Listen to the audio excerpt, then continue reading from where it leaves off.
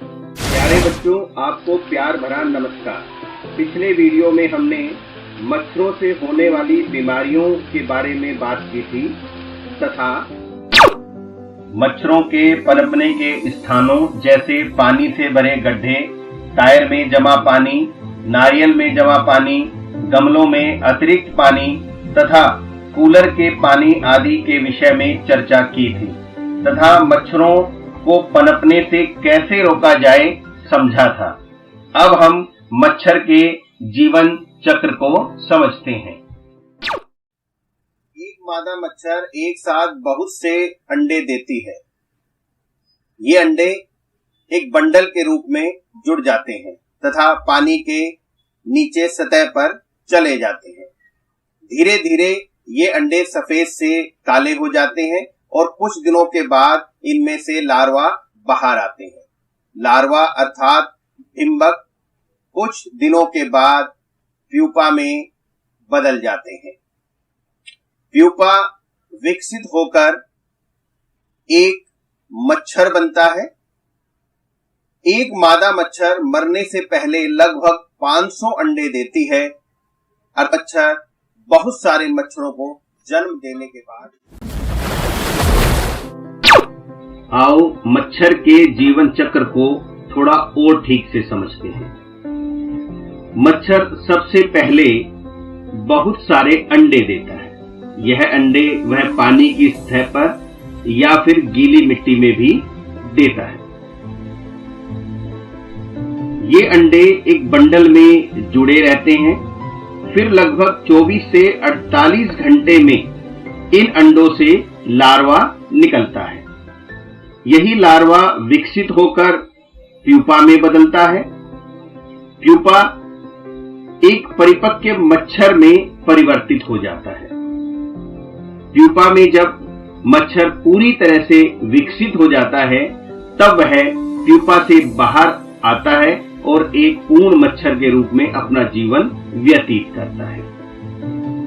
एक मच्छर अपने पूरे जीवन काल में सैकड़ों मच्छरों को जन्म दे देता है और बच्चों इस पूरी प्रक्रिया में लगभग 1 सप्ताह से 2 सप्ताह के बीच का समय लगता है। हम जानते हैं कि मच्छर के काटने से मलेरिया होता है। मलेरिया हमारे खून की लाल रक्त कणिकाओं को नष्ट कर देता है, जिसके कारण एनीमिया जैसी गंभीर बीमारी भी हो सकती है। एनीमिया का पता खून की जांच से चलता है। इसे शरीर में खून की कमी होना भी कहते हैं, पर वास्तव में खून कम नहीं होता, अपितु खून में हीमोग्लोबिन की मात्रा और लौह तत्व की कमी हो जाती है, जिसके कारण शरीर को ऑक्सीजन की सप्लाई पूरी नहीं हो पाती है और हमें कई प्रकार की समस्याएं पैदा हो जाती हैं।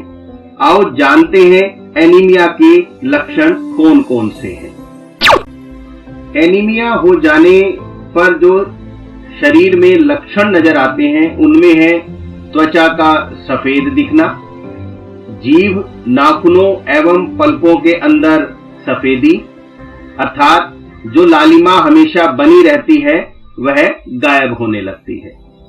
कमजोरी एवं बहुत थकावट महसूस होना, चक्कर आना, विशेषकर लेटकर एवं उठकर बैठने में अधिक चक्कर आते हैं, बेहोश होना, सांस फूलना, हृदय गति का तेज होना, चेहरे एवं पैरों पर सूजन दिखाई देना, यह सब एनीमिया के लक्षण हैं। यदि ऐसे लक्षण शरीर में हो तो हमें खून की जांच अवश्य करवानी चाहिए।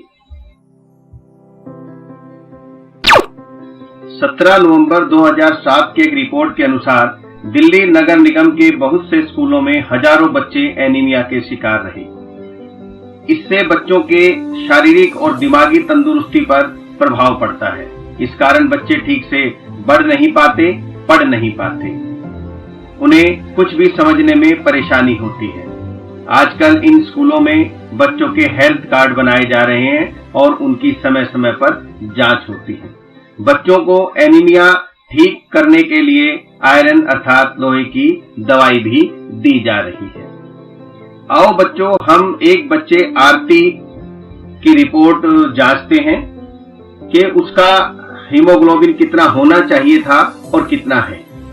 रिपोर्ट के अनुसार हीमोग्लोबिन की नॉर्मल रेंज यानी सामान्यतः 12 से 16 GM प्रति DL होना चाहिए, परंतु उसका यानी आरती का हीमोग्लोबिन 8 ग्राम प्रति DL है।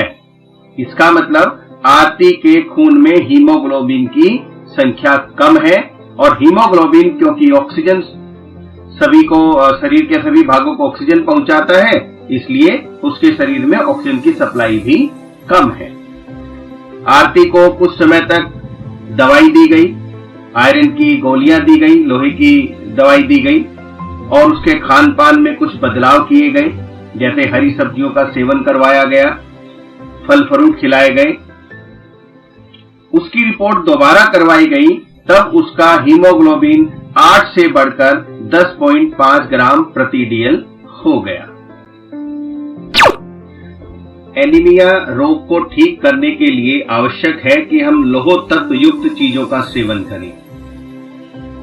हम हरी सब्जियों, फलों का सेवन करें, हमेशा पौष्टिक भोजन खाएं। केवल एनीमिया ही नहीं, खान पान में अच्छी आदतों के कारण हम बहुत सारे रोगों से बच सकते हैं। प्यारे बच्चों, अब आपको समझ में आया कि मच्छरों की दावत हमें कितनी महंगी पड़ती है। मच्छरों के काटने से मलेरिया, चिकनगुनिया, डेंगू जैसी भयानक बीमारियां हो सकती हैं, शरीर कमजोर हो सकता है, और मलेरिया होने के कारण एनीमिया भी हो जाता है, जिससे हमारे शरीर में खून की कमी या हीमोग्लोबिन की कमी हो जाती है और शरीर की काम करने की क्षमताएं कम हो जाती है। इसलिए हमें मच्छरों से बचने के सभी उपायों पर ध्यान देना अति आवश्यक है। आपको यह जानकारी कैसी लगी, हमें कमेंट्स में अवश्य बताएं। प्यारे बच्चों, खुश रहो, स्वस्थ रहो। नमस्कार, चैनल को लाइक और सब्सक्राइब करना नहीं भूलें, और जल्दी ही मिलते हैं अगले वीडियो में।